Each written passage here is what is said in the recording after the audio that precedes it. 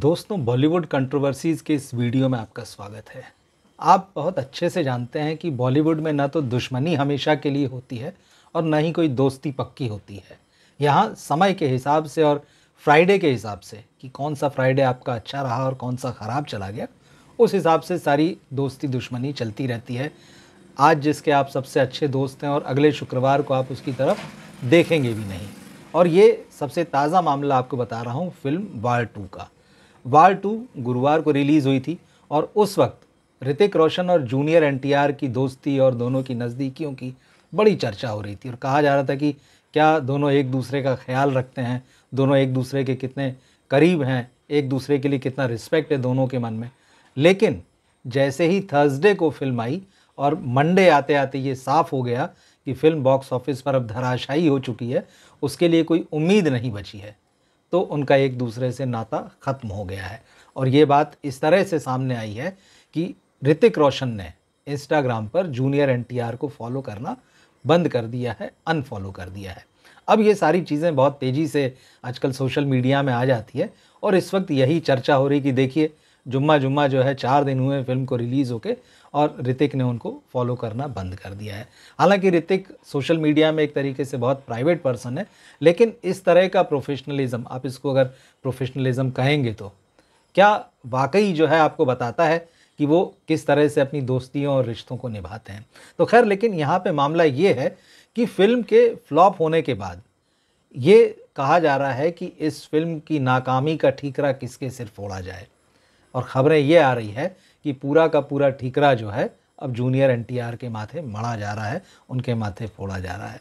वजह यह है कि मीडिया में ये खबरें निकल कर आई हैं कि जूनियर एनटीआर ने फिल्म की कहानी को, फिल्म की स्क्रिप्ट को एक तो इन्फ्लुएंस किया और दूसरा, जिस तैयारी के साथ उन्हें काम करना चाहिए था अपनी बॉलीवुड डेब्यू फिल्म में, साउथ में, तेलुगु में भले ही वो एक स्टार हैं, बड़े सितारे का दर्जा रखते हैं, लेकिन फिल्म देखने वालों का और साउथ में भी बहुत सारे जो उनके फैंस हैं, उनका कहना है कि भाई ये तो बिल्कुल इधर से उड़ान भरते थे और मुंबई में उतरते थे और सीधे सेट पर पहुंच जाते थे। तो ना लुक्स के हिसाब से कोई तैयारी मिलती है उनकी, ना कैरेक्टर के हिसाब से कोई तैयारी मिलती। तो ये बात एक तो लोगों को नाराज़ कर रही है और स्वाभाविक है कि फिल्म इंडस्ट्री में तो ऋतिक तक भी ये बातें पहुँची होंगी और समझ गए होंगे कि भाई अब आगे तो काम करना नहीं है। दूसरा, एक और जो ख़ास बात ये आ रही है कि आदित्य चोपड़ा जो इस फिल्म के प्रोड्यूसर भी हैं और जिन्होंने इस फिल्म की कहानी लिखी है, तो खबरें ये आई है कि जूनियर एनटीआर ने अपना जो रोल है वो अपनी मर्जी के मुताबिक लिखवाया। मतलब उन्होंने आदित्य चोपड़ा को ये समझाया कि देखिए मैं साउथ में स्टार हूँ और अगर आप मुझे कहानी के अंत में मार देंगे तो फिल्म तो नहीं चलेगी। और शायद इसीलिए, क्योंकि भाई उनको तो बिज़नेस भी देखना है, उनको फिल्म हर तरफ चलानी है, तो उन्होंने क्लाइमैक्स बदल दिया। ऋतिक रोशन के साथ फाइटिंग में जूनियर एनटीआर की मौत हो जाती है, लेकिन कुछ ही मिनटों बाद वो फिर ज़िंदा दिखा दिए जाते हैं। अब ये सारा मामला अगर आपने फ़िल्म देखी हो तो आप समझ गए होंगे, नहीं तो मैंने इस बारे में एक वीडियो बनाया है या मैंने जो फ़िल्म का रिव्यू किया है उसमें देख सकते हैं। तो अब ये सारी बातें कहीं ना कहीं कह रही है कि भाई जूनियर एनटीआर का जो रवैया था उसने फ़िल्म को बहुत नुकसान पहुँचाया है और उस वजह से फ़िल्म का आज ये हाल है। तो ये दोस्ती जिसकी बड़ी चर्चाएँ हो रही थी वो ख़त्म हो चुकी है।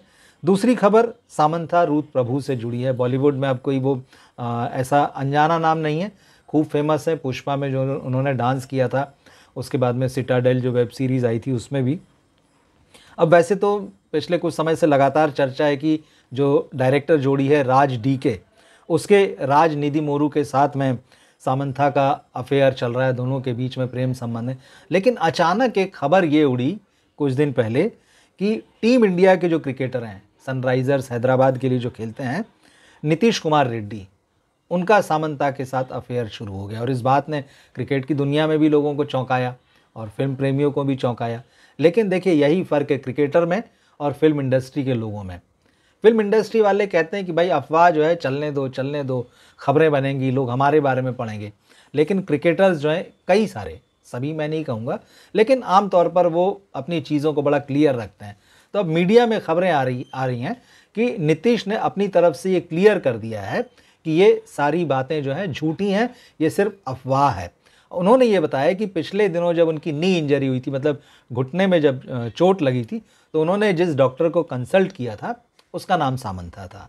अब ये बात जो है लोगों तक पहुंची तो उन्होंने सामंथा जो है उसको एक्ट्रेस से जोड़कर देख लिया, और फिर वही होता है कि कौवा कान ले गया तो कान तो देखना नहीं है, आसमान में देखना है और पीछे पीछे दौड़ना है।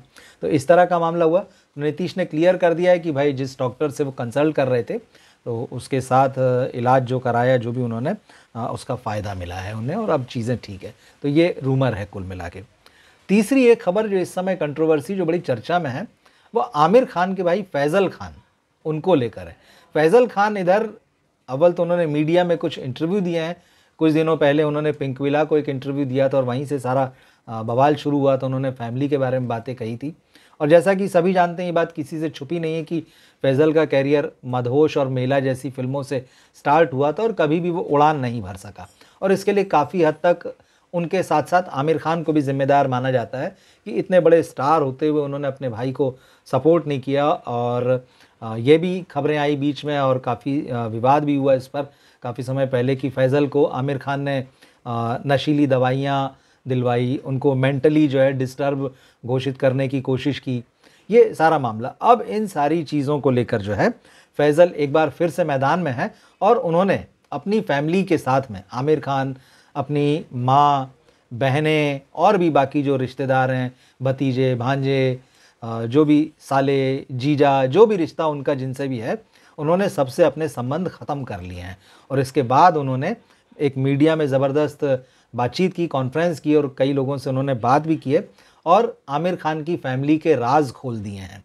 उन्होंने बताया कि भाई मेरा अपने परिवार से इसलिए झगड़ा हुआ और इसलिए मुझे पागल बताने की कोशिश की गई फैमिली के द्वारा कि मुझ पर शादी का दबाव था। उन्होंने कहा कि मेरी एक शादी हुई थी और कुछ ही महीनों में वो टूट गई थी, और उसके बाद से उन्होंने कहा कि मेरी माँ ये दबाव डाल रही थी कि रिश्ते में जो मेरी मौसी लगती हैं, मतलब मेरी माँ की जो बहन है रिश्ते में, अब उन्होंने बहुत ज़्यादा खुलासा नहीं किया, मैं उससे शादी कर लूँ। तो बोले जब मैंने इस बात के लिए इनकार किया, विरोध किया, तो धीरे धीरे पूरी फैमिली जो है मेरे खिलाफ़ हो गई। और उन्होंने कहा कि जब मुझ पर शादी का दबाव बनाया जाने लगा तो मैंने एक पत्र अपनी फैमिली में लिखा और सबको ये बताया कि तुम्हारी शादी और तुम्हारे रिश्तों का क्या स्टेटस है। उन्होंने अपनी बड़ी बहन निखत के बारे में बताया कि उनकी तो 3 शादियाँ हुई है। पहली शादी में हस्बैंड की डेथ हो गई, दूसरे में तलाक हो गया, तीसरी शादी फिर उन्होंने की। उन्होंने आमिर खान की पोल खोल दी कि भाई जब वो रीना के साथ जब उनका तलाक हो गया और किरण राव के साथ बाद में जब वो रिलेशनशिप में आए, इस बीच उनका एक ब्रिटिश जर्नलिस्ट जेसिका हायंस के साथ में अफेयर चला। और यही नहीं, दोनों की एक शादी के रिश्ते के बाहर एक संतान भी है। तो ये मामला तो एक समय काफ़ी चर्चित हुआ था, और आमिर खान हमेशा इस बात से बचते रहे कि इस तरह की कोई भी चर्चा हो जाए या इस बारे में कोई भी बात कर दे। अब फैज़ल ने ये सारे राज खोल दिए हैं, और इसके बाद उन्होंने कहा कि मेरा अपने परिवार से कोई भी संबंध नहीं है, मैं उनसे किसी तरह का संबंध नहीं रखना चाहता हूँ। तो ये बात, तो फैज़ल की बातें मीडिया और सोशल मीडिया में जमकर सुर्खियाँ बटोर रही हैं। हाउसफुल 5 काफ़ी बहसें होती, फिल्म हिट रही नहीं हिट रही है, ब्लॉकबस्टर रही, फैंस कहते हैं तो ब्लॉकबस्टर है, मल्टी स्टारर फिल्म थी साजिद नाडियाडवाला की, अक्षय कुमार फिल्म को लीड कर रहे थे इस मल्टी स्टार को। अब इसका फाइनल नतीजा आ गया है। वेबसाइट बॉक्स ऑफिस इंडिया ने इसका फाइनल नतीजा छापते हुए ये कहा है कि भाई ये फिल्म हिट नहीं है। इस फिल्म का बजट जो है वैसे तो 325 करोड़ रुपए से चालू हुआ था, लेकिन होते होते ये आया था कि भाई 240 करोड़ बजट में फिल्म बनी है, प्लस 15 करोड़ जो है फिल्म के प्रमोशन का मामला है। तो अब वेबसाइट ने कहा है कि ये फिल्म हिट नहीं थी। इसने कुल मिलाकर जो है 249 करोड़ रुपए का बिजनेस किया है, इंडिया प्लस वर्ल्ड वाइड। तो वेबसाइट के हिसाब से इंडिया में उसने 162 करोड़ रुपए का नेट बिजनेस किया है, और वर्ल्ड वाइड जो है 249 करोड़ रुपए का बिजनेस रहा है। कुछ खास बातें जो इस वेबसाइट ने बताई है कि ये पहली फिल्म है, हाउसफुल फ्रेंचाइजी की पहली फिल्म है जिसको देखने के लिए थिएटर्स में 1 करोड़ से भी कम दर्शक गए। मतलब स्वाभाविक है, 1 to 4 जो है वो हिट रही हैं, लेकिन 5 जो है वो फ्लॉप हो गई है। और इस वेबसाइट ने बताया कि हाउसफुल 1 और हाउसफुल 3 जो थी उसको 1-1 करोड़ से ज़्यादा दर्शकों ने देखा था। फुटबॉल जो थे वो 1 करोड़ और उससे ज़्यादा थे, जबकि 2 और 4 जो थी, हाउसफुल 2 और हाउसफुल 4, इसमें फुटफॉल्स जो थे 1.5 करोड़ से ज़्यादा थे। तो कुल मिला के अब इसमें बहस की कोई गुंजाइश नहीं बचती है कि इस फिल्म का फाइनल वर्डिक्ट क्या था। ये फिल्म हिट नहीं है, इंडिया में आप इसको फ्लॉप मान सकते हैं। ओवरऑल जो कलेक्शन आया है वो एक एवरेज फिल्म का या बिलो एवरेज फिल्म का कलेक्शन है। तो ये जानकारी मैंने सोचा इससे आपको देना चाहिए, जिससे तस्वीर जो है साफ रहे। तो बॉलीवुड की ये जो कंट्रोवर्सीज़ हैं आज जो सुर्खियों में है वो मैंने आपको बताई। क्या सोचते हैं आप इनके बारे में, आप कमेंट बॉक्स में लिख सकते हैं। मिलते हैं फिर हम अगले वीडियो में। नमस्कार।